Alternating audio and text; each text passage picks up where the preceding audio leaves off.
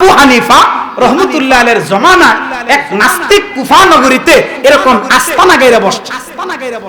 আর আস্তানা গায়রা বৈশা এবার নাস্তিক সরল মনা মুসলমানদের মাঝে এরকম বলা আরম্ভ করছে, আমি যা দেখি না তা মানি না, আমি যা দেখি না আমি তা মানি না, আমি আল্লাহ দেখি না, আল্লাহকেও মানি না।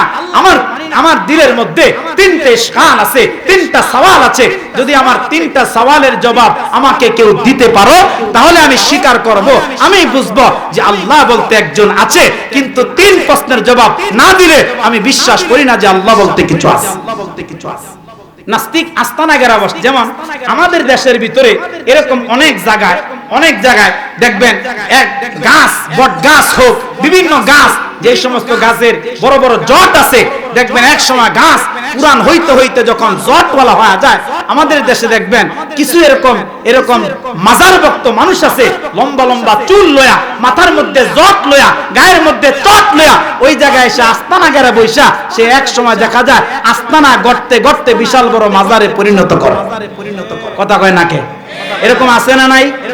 বাংলাদেশের বিভিন্ন পত্রিকা, বিভিন্ন নিউজ এরকম প্রমাণ আছে যে কবর ভাঙছে, কবরের ভিতরে এরকম কলা গাছ, পচা কলা গাছ পাইছে, কোন পীর পায় নাই।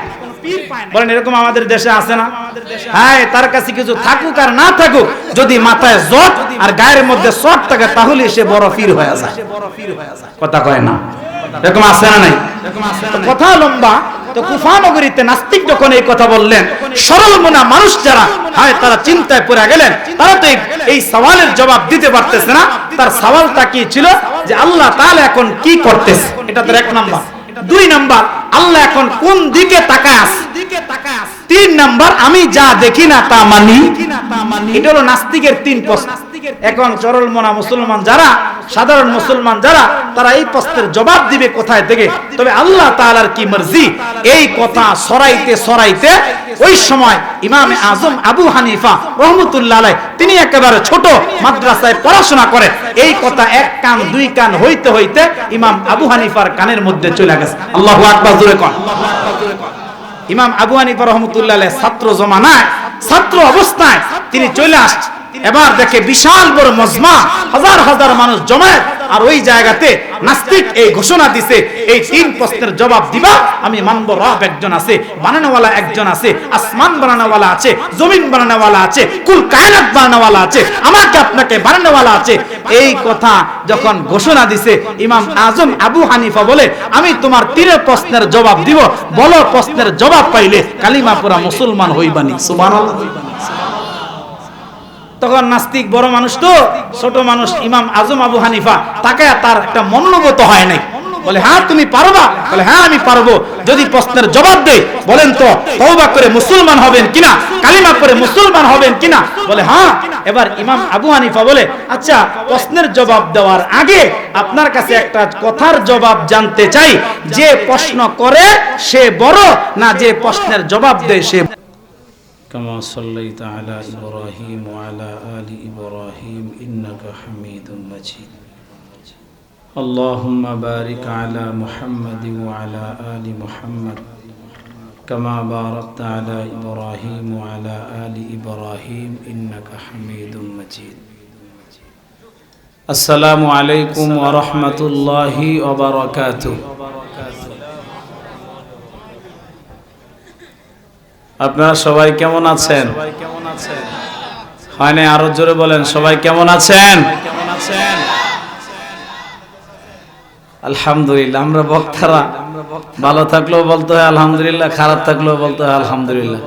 শুকর আলহামদুলিল্লাহ আপনাদের দোয়ায় আল্লাহ রাব্বুল ইজ্জাত ওয়াল জালাল ভালো রেখেছেন, সুস্থ রেখেছেন, আপনাদের সামনে এনে বসিয়েছেন। আল্লাহ তাআলা যেন তার এই নাদানি গোলামের জবান থেকে এমন কিছু কথা বের করে, যে কথাগুলা যেন আমাদের প্রত্যেকের নাজাত আর হিদায়াতের উসিলা হয়। বলেন আমিন। আলহামদুলিল্লাহ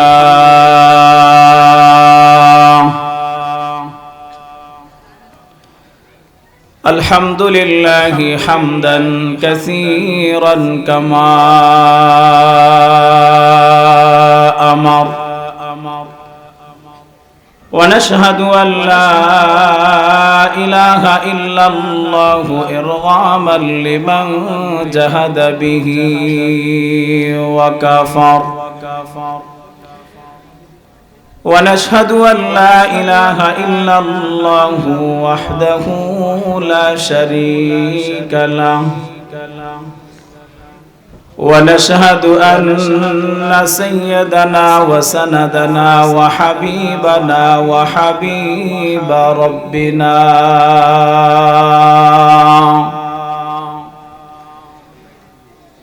وطبيبنا وطبيب قلوبنا ومولانا محمدا عبده ورسوله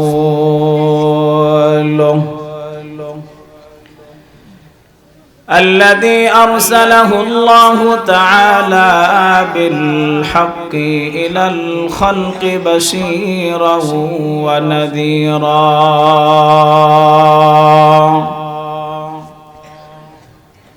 وداعيا إلى الله بإذنه وسراجا منيرا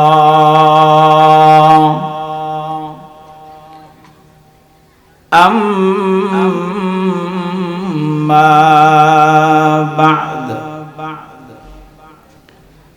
فأعوذ بالله من الشيطان الرجيم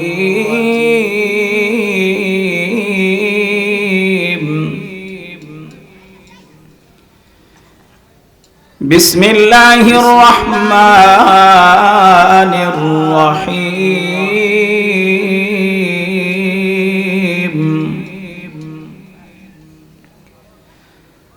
ألف لام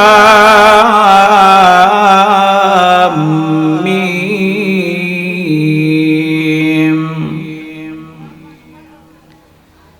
ذلك الكتاب لا ريب فيه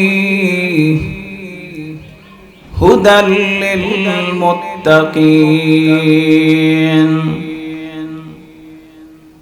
الذين يؤمنون بالغيب ويقيمون الصلاة ومما رزقناهم ينفقون والذين يؤمنون بما أنزل إليك وما أنزل من قبلك وبالآخرة هم يوقنون وقال سيدنا محمد رسول الله صلى الله عليه وسلم تبرقوا بالقرآن فإنه كلام الله أو كما قال عليه الصلاة والسلام اللهم صل على محمد وعلى آل محمد كما صليت على إبراهيم وعلى آل إبراهيم إنك حميد مجيد اللهم بارك على محمد وعلى آل محمد كما باركت على إبراهيم وعلى آل إبراهيم إنك حميد مجيد بلغ العلا বিকামালিহি কাশাবাদ-দুজা। আর পয়গম্বর যখন মদিনায় গেলেন তখন মদিনার ইসলামী দাওয়াতের আমলের পরে মক্কা এবং মদিনার সমস্ত জায়গা মিলাইয়া মানুষের অবস্থা হয়েছিল তিন ধরনের, তিন প্রকার। কয় প্রকার? কথা বলতে হবে, কয় প্রকার? তিন প্রকার। এক নাম্বার, প্রথম প্রকার মানুষ ছিলেন যাহারা পরিপূর্ণ মুমিন, যারা একেবারে কোয়ালিটি সম্পূর্ণ ঈমানওয়ালা, তারা ছিলেন হযরত সাহাবায়ে কেরাম রাদিয়াল্লাহু তাআলা আনহু।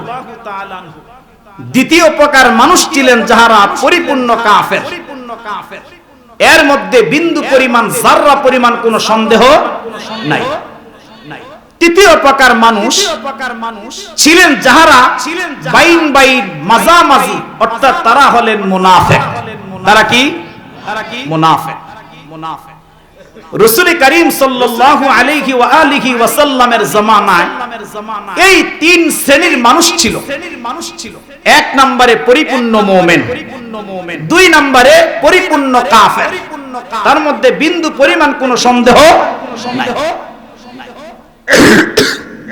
তৃতীয় প্রকার, তারা কাফের কিন্তু প্রকাশ করে ইসলাম।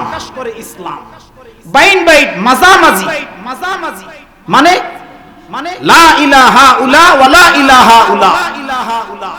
তারা যখন যেই জায়গায় যায় তখন ওই জায়গায় ওই তালেই তারা চলে। যেমন যারা কাফিরদের কাছে গিয়ে বলে ইন্না মাআকুম, আরে আমরা তো তোমাদের সাথে আছি। আবার যখন মুসলমান ঈমানওয়ালার পরিবেশে যায় তখন তারা বলে ক্বালু আমান্না, আরে আমরা তো ঈমান এনেই তো তোমাদের কাছে আসছি। অর্থাৎ তারা যখন যেই জায়গায় যায় তখন ওই তালেই চলে, যখন যেই জায়গায় যায় তখন ওই তালেই কথা বলে। আপনারা আওয়াজ করে বলেন তো, এমন এক প্রকার, এক শ্রেণীর মানুষ বর্তমান আমাদের দেশ, আমাদের রাষ্ট্র, আমাদের সমাজের মধ্যে আছে না নাই? জোরে বলতে হবে, আছে না নাই? তারা কারা? তারা মুনাফিক। এই পৃথিবীতে আল্লাহ যত জাতি বানাইছে, সমস্ত জাতিদের ভিতরে সবচাইতে মারাত্মক গোষ্ঠী হলো মুনাফিক। কারণ তারা ঈমানওয়ালার কাছে গেলে ঈমানওয়ালা সাজে, বেঈমানের কাছে গেলে বেঈমান সাজে, কাফেরের কাছে গেলে কাফের সাজে। এই জন্য আল্লাহ রাব্বুল ইজ্জাহ ওয়াল জালাল কোরআনুল কারীমের একেবারে শুরুতে আল্লাহ তাআলা এই তিন শ্রেণীর মানুষের আলোচনা করলেন। মুফাসসিরিনে কেরাম বলে এই তিন প্রকার, তিন শ্রেণী মানুষের আলোচনা আল্লাহ কেন কোরআনের মধ্যে করলেন? একেবারে কোরআনের শুরুতে আল্লাহ তাআলা কেন এই তিন প্রকার মানুষের আলোচনা তুলে ধরলেন? এর কারণ হলো পৃথিবীতে মানুষ চিনা বড় কঠিন। পৃথিবীর জমিনের মধ্যে মানুষ চিনা এটা বড় কঠিন এক বিষয়। তো মহান রব্বে কারীম আল্লাহ তাআলা বলে तमाम পৃথিবীর মানুষ যেন কিয়ামত পর্যন্ত তারা যেন দুনিয়ার জমিনে চলাফেরা করতে গিয়া, দুনিয়ার জমিনে বসবাস করতে গিয়া तमाम পৃথিবীর মানুষ যেন তারা মানুষকে চিনে এবং বুঝে তারা যেন দুনিয়ার জিন্দেগির মধ্যে চলতে পারে। কারণ মানুষ চিনা এটা বড় বিচক্ষণতার বিষয়। আর যারা মানুষ চিনে চলতে পারবে তারাই বিচক্ষণ মানুষ। কারণ মানুষ চিনা এটা দুনিয়াতে বড় দুষ্কর। তো আল্লাহ পাক রব্বুল আলামিন লম্বা তাকরীরের সময় যেহেতু নাই, কোরআনের একেবারে শুরুতে আল্লাহ সুবহানাহু ওয়া তাআলা এই তিন প্রকার মানুষ, এই তিন শ্রেণীর মানুষের পরিচয় আল্লাহ পাক রব্বুল আলামিন তুলে ধরেছেন। এক নম্বরে আল্লাহ পাক মুমিন আর মুত্তাকি কারা তাদের পরিচয় তুলে ধরেছেন।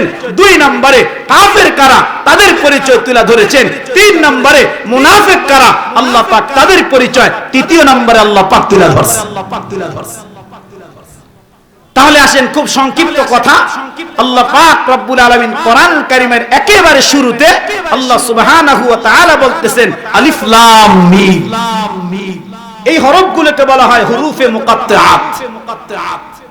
কোরআনুল কারীমের মধ্যে আল্লাহ সুবহানাহু ওয়া তাআলা 114টা সূরা আল্লাহ পাক রব্বুল আলামিন নাযিল করেছেন। এই 114টা সূরার মধ্যে আল্লাহ পাক রব্বুল আলামিন 29টা সূরাকে আল্লাহ হুরুফে মুকাত্তাআত দিয়ে আরম্ভ করেছেন। আর এই শব্দগুলা, এই হরুফে মুকাত্তাআত, এই শব্দগুলার অর্থ একমাত্র আল্লাহ ছাড়া আর পৃথিবীর কেউ জানে? কথা কয় না, জানে? যত মুফাসসিরিনে কেরাম এই আয়াতে কারিমার উপরে যে যা লিখেছেন, সমস্ত মুফাসসিরিনে কেরাম এক জায়গায় গিয়া এই কথা লিখতে বাধ্য হয়ে গেছে, ওয়াল্লাহু আ'লামু বিমুরাদিহি বিযালিকা। এই আয়াতে কারিমাগুলার, এই শব্দগুলার, এই হরফগুলার একমাত্র অর্থ, আওয়াজ করে বলেন তো, জানেন যিনি, তিনি কে? আল্লাহ। এর উপরে লম্বা কথা নাই। দ্বিতীয় নম্বরে আল্লাহ পাক বলতেছেন যালিকাল কিতাব। হে পৃথিবীবাসী শোনো, যালিকাল কিতাব, এটা এমন এক কিতাব, লা রাইবা ফি, যেই কিতাবের ভিতরে যাররা পরিমাণ, বিন্দু পরিমাণ, আরে সন্দেহ তো দূরের কথা, যাররা পরিমাণ এই কিতাবের মধ্যে সন্দেহের লেশ মাত্র আমি আল্লাহ পাক রব্বুল আলামিন রাখি নাই। সুবহানাল্লাহ। আরে মুসলমান বাবা, খুব ভালো করে কথাগুলা দিল দিয়া বুঝবেন। এ বাবা, মহান রব্বে কারীম আল্লাহ তার কালামটা শুরু করে আল্লাহ পাক একেবারে শুরুতে আল্লাহ পাক কত চমৎকার করে তার কোরআন সম্পর্কে আল্লাহ পাক ঘোষণা দিলেন। মহান রব্বে কারীম আল্লাহ বলতেছেন যালিকাল কিতাব। হে দুনিয়ার মানুষ শোনো শোনো, আমি রব্বে কারীম, আমি আল্লাহ তোমাদের উপর এমন একটা কিতাবকে আমি আল্লাহ নাজিল করলাম, লা রাইবা ফি, বান্দা যে কিতাবের মধ্যে কোনো সন্দেহ নাই। বাবা, সন্দেহ তো দূরের কথা, সন্দেহের লেশ মাত্র কিন্তু আল্লাহ পাক তার কালামের মধ্যে রাখে নাই। যেমন মুসলমান বাবা, দুনিয়ার শুরু থেকে আজ অবধি পর্যন্ত এই তামাম পৃথিবীর জমিনের মধ্যে যত বিজ্ঞান, যত কিতাব আবিষ্কার করলেন, যত লেখক বাবা যত কিতাব এরকম রচনা করলেন, এরে মুসলমান বাবা, সমস্ত লেখক কিন্তু বড় বড় বাইন্ডিং আকারে কিতাব লেখা, বাইন্ডিং আকারে বই লেখা, সবাই কিন্তু নির্ধারিত একটা জায়গার মধ্যে এরকম লেখা দিলেন। আরে আমি মানুষ, আমার কিতাবটা আমি রাখলাম, এই কিতাবের মধ্যে ভুল হওয়াটা স্বাভাবিক। আমার কিতাবের মধ্যে যদি কোনো ভুল পাও, আমার বইয়ের মধ্যে যদি তোমরা কোনো ভুল পাও, তাহলে আমাকে ধরায়া দিবা পরবর্তী সংস্করণে, আবার পরবর্তীতে বাহির করার সময় এই ভুলটাকে সংশোধন করতে, বাহির করতে আমি চেষ্টা করব। আপনারা আওয়াজ করে বলেন তো বাবা, লেখক এরকম লেখা তার কিতাবের মধ্যে লেখেনি? কথা কয় না। মুসলমান বাবা, আল্লাহ কেমন একটা কিতাব নাজিল করলেন। এ বাবা, কিতাবটা বড় দামি, এই কিতাবটা বড় দামি। মুসলমান বাবা, আল্লাহ পাক কেমন দামি করে কোরআনটা নাজিল করলেন। আমি যদি একটা ছোট্ট তথ্য আপনাদেরকে না শোনাই, দাম কিন্তু বাবা বুঝে আসবে না। কারণ মুসলমান, যদি আমরা দাম বুঝতাম, আমরা যদি কোরআনের মাকামগুলো যদি বুঝতাম, এ বাবা, প্রত্যেকটা মানুষ তিলাওয়াত বেশি বেশি করতাম। এরে মুসলমান বাবা, আমাদের ছোট্ট ভূখণ্ড এই বাংলাদেশের মধ্যে বাবা এরকম হাজার হাজার গ্রাম আছে, এরকম হাজার হাজার পরিবার আছে, এরকম হাজার হাজার ঘর আছে। ওই যে রমজান মাসে কোরআন পড়ছে, আগামী রমজানের আগে আর কোরআনটা খোলে না। বলেন না নাই? এরকম আছে না নাই? কেন কেন বাবা? কারণ কোরআনের দাম বোঝে না। এ বাবা, ছোট্ট একটা তথ্য আমি আপনাদেরকে শোনাই। আল্লামা সাঈদী রাহমাতুল্লাহি আলাইহি বড় চমৎকার করে কিতাবের মধ্যে লিখলেন। এর মুসলমান, আল্লাহ বড় বড় 4টা কিতাব নাজিল করলেন। 1 নম্বরে তাওরাত, 2 নম্বরে জাবুর, 3 নম্বরে ইনজিল, 4 নম্বরে কোরআন। আপনাদের যদি বুঝে আসে একটা কথার জবাব দেন, এই সমস্ত কিতাবগুলোর মধ্যে সবচাইতে দামি কিতাবের নাম বলেন তো কি? জোরে বলেন কি? এ বাবা, কেমন দামি কোরআনটা, কেমন দামি!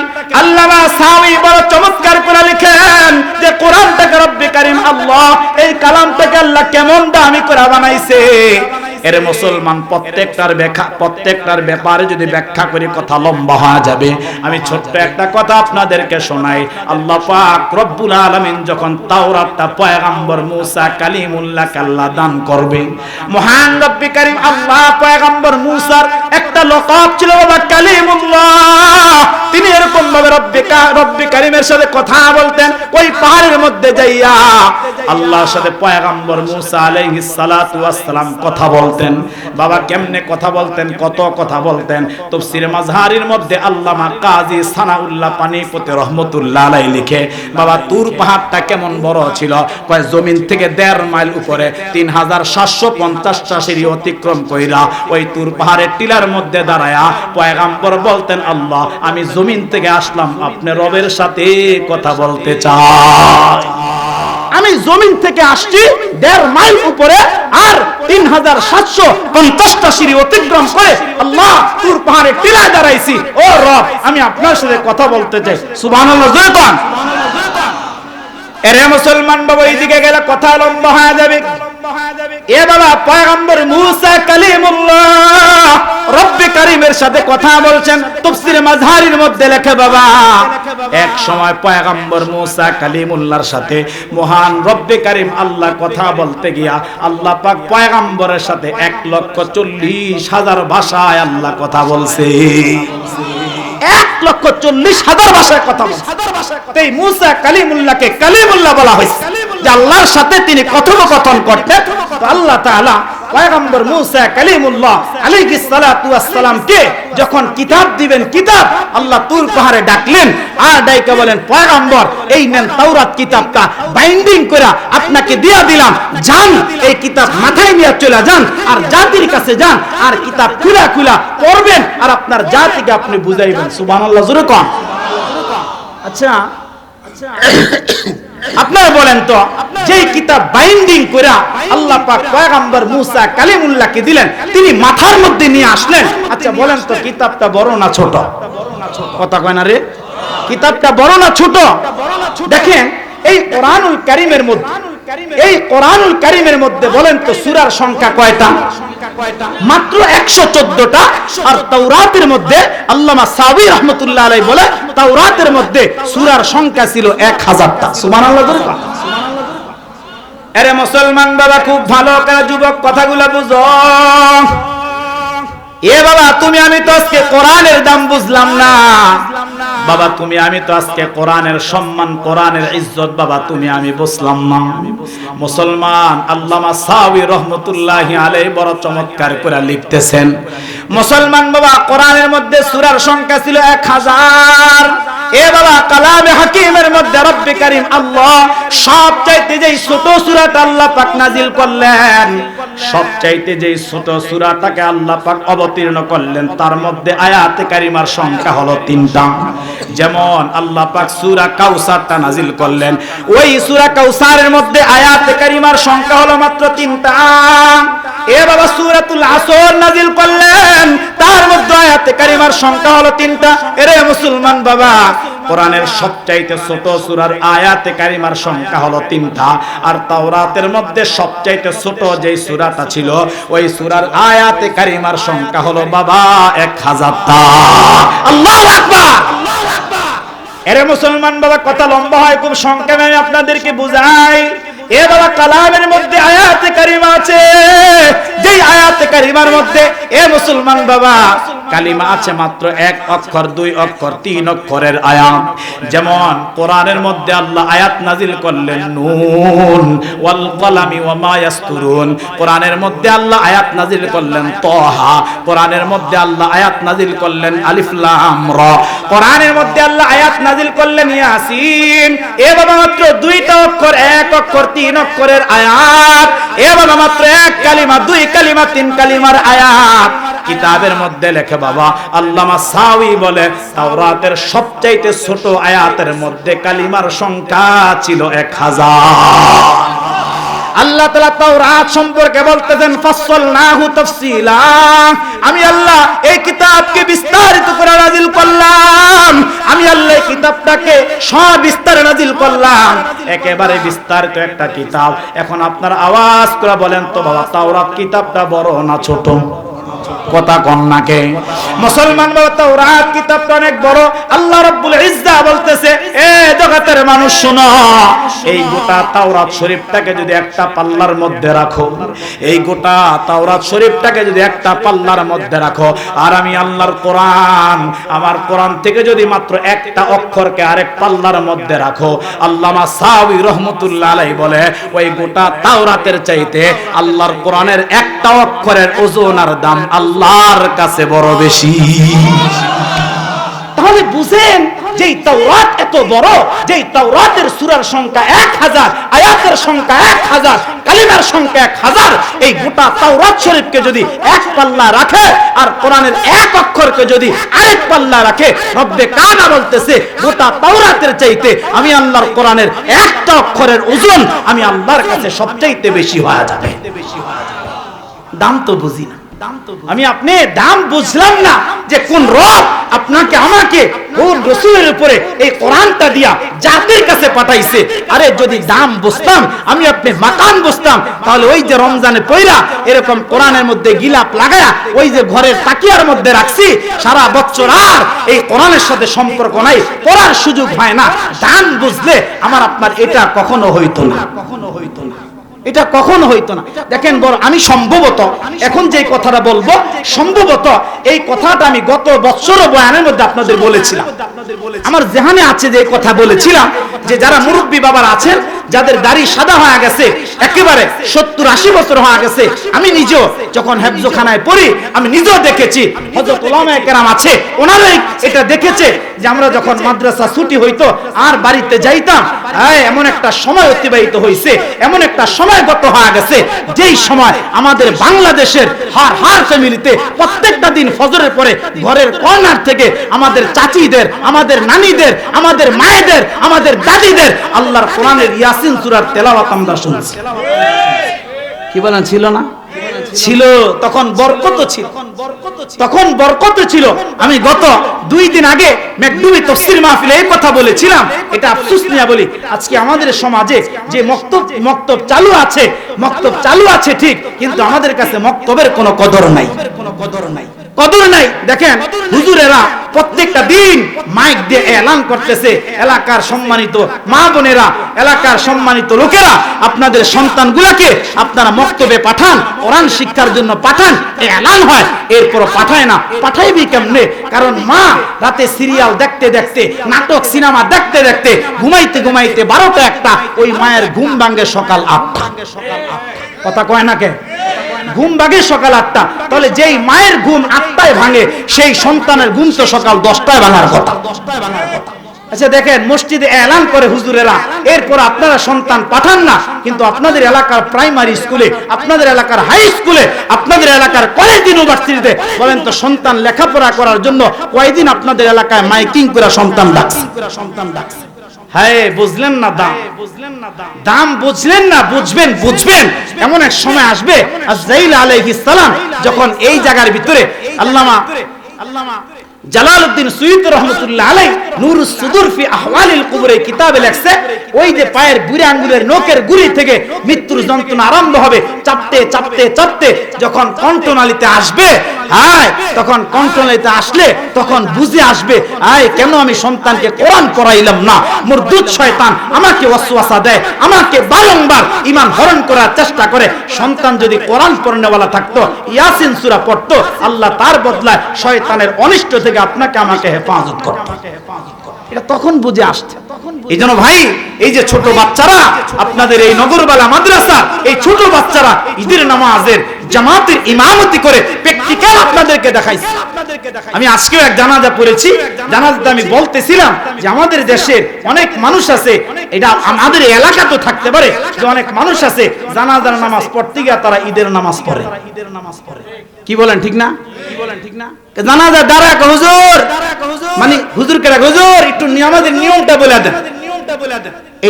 এটা বলতেন না। যদি ওই ছোট অবস্থায় মক্তবে পড়তেন, ছোট অবস্থায় সন্তানগুলাকে মক্তবে পাঠাইতেন, এটা বলতেন না। কারণ আমাদের মক্তবগুলাতে প্রত্যেকটা সন্তান কিভাবে নামাজ পড়বে, কিভাবে কোরআন পড়বে, কিভাবে জানাজা পড়বে, কিভাবে এরকম ভাবে সে ঈদের নামাজ পড়বে, এই সব প্র্যাকটিক্যাল মক্তবে শেখানো হয়। আর তবে আরেকটা কথা, মক্তব না থাকলে আমাদের দেশের মানুষ ঈমান পর্যন্ত শিখতে পারত না।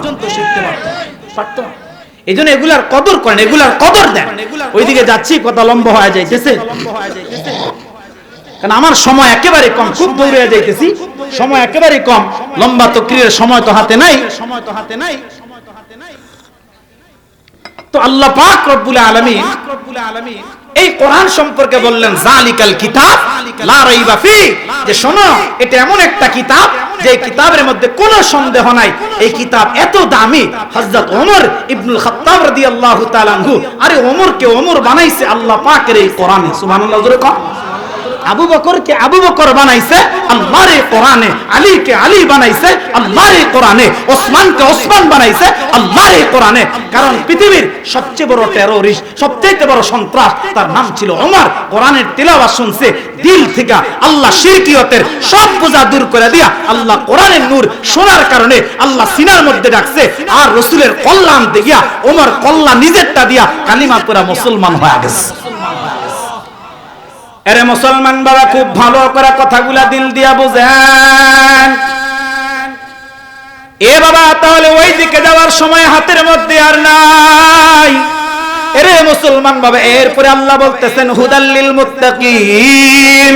এরে মুসলমান বাবা, এই কোরআনটা হলো বাবা মুত্তাকিদের জন্য হিদায়াত। এই কোরআনটা হলো বাবা মুত্তাকিদের জন্য পথ প্রদর্শক। এখন আপনাদের দিলের মধ্যে একটা প্রশ্ন জাগতে পারে, হুজুর মুত্তাকি কারা? আপনাদের দিলের মধ্যে একটা প্রশ্ন জাগবে, হুজুর বুঝলাম মুত্তাকিদের জন্য হেদায়েত, কিন্তু মুত্তাকি কারা? এরে মুসলমান বাবা, আল্লাহ পাক রব্বুল আলামিন পরবর্তী 3টা আয়াতে কারিমার মধ্যে আল্লাহ তাআলা এরকম 5টা কোয়ালিটি বয়ান করলেন, আল্লাহ তাআলা এরকম 5টা গুণ বয়ান করলেন, আল্লাহ এরকম 5টা সিফাত বয়ান করলেন। এরে মুসলমান বাবা, এই 5টা গুণ যার মধ্যে পাওয়া যাবে, এই 5টা কোয়ালিটি যার মধ্যে পাওয়া যাবে, এই 5টা সিফাত যার মধ্যে পাওয়া যাবে, মহান রব্বে কারীম আল্লাহ বলেন ওই মানুষগুলাই হবে মুত্তাকি। আর যে মানুষগুলা 5 গুণে গুণান্বিত হয়া, যে মানুষগুলা মুত্তাকির গুণ অর্জন করতে পারবে, মহান রব্বে কারীম আল্লাহ বলেন উলাইকা আলা হুদাম মির রাব্বিহিম। এরে মুসলমান বাবা, তাদেরকে আল্লাহ 2টা পুরস্কার দান করবে। মুত্তাকিদেরকে আল্লাহ এরকম 2টা পুরস্কার দান করবে। আল্লাহ কয় উলাইকা আলা হুদাম মির রাব্বিহিম, ওই মুত্তাকিরা আমি আল্লাহর পক্ষ থেকে তারা হেদায়েত প্রাপ্ত হয়ে যাবে। 2 নম্বরে আল্লাহ বলেন ওয়া উলাইকা হুমুল মুফলিহুন। এ বাবা, মুত্তাকিদের দুনিয়ার জীবনটাও সফল, মুত্তাকিদের আখিরাতের জীবনটাও সফল। এর মুসলমান বাবা, যারা 5টা গুণে গুণান্বিত হবে, যারা 5টা কোয়ালিটিতে গুণান্বিত হবে, আল্লাহ বলেন তারাই হবে মুত্তাকি। তাহলে আসেন 1 নাম্বার মুত্তাকি কারা? 1 নম্বরে বাবা ঈমানওয়ালা কারা? এই 5টা গুণ আজকে ভালো করে বুঝবেন, সংক্ষেপ কথা। যদি বাবা আমার মধ্যে 5টা কোয়ালিটি পাওয়া যায়, যদি আমার মধ্যে 5টা সিফাত পাওয়া যায়, তাহলে আমি মুত্তাকি হব। আর যদি 5টা গুণ পাওয়া না যায়, তাহলে আল্লাহর আদালতে আমি আপনি কিন্তু মুত্তাকি হতে পারবো না। আল্লাহ পাক 1 নম্বরে ডাইকা ডাইকা বলতেছেন আল্লাযীনা ইউমিনুনা বিল গায়ব। আল্লাহ তাআলা 1 নম্বরে ডাইকা বলছেন মুত্তাকি হলো তারা। এ বাবা, মুত্তাকি হলো তারা। 1 নম্বর মুত্তাকির গুণ হলো, এ বাবা আল্লাহকে দেখা যায় না, আল্লাহকে অনুভব করা যায় না, আল্লাহকে কল্পনা করা যায় না, আল্লাহকে কখনো দেখা যায় না। আল্লাহকে না দেখে যারা বিশ্বাস স্থাপন করবে, ওই মানুষগুলাই হলো বাবা আল্লাহর আদালতে মুত্তাকি। 1 নম্বর গুণ হলো, 1 নম্বর কোয়ালিটি হলো আল্লাহকে দেখা যায় না, আল্লাহকে অনুভব করা যায় না, আল্লাহকে ধরা যায় না, কল্পনা করা যায় না, কিন্তু দেখা যায় না। এই বিশ্বাস যারা করবে, আসমান বানানোওয়ালা একজন আছে, জমিন বানানোওয়ালা একজন আছে, এই কুল আলম বানানোওয়ালা একজন আছে, আমাকে আপনাকে বানানোওয়ালা একজন আছে। আওয়াজ করে বলেন তো তিনি কে? আরো জোরে বলেন।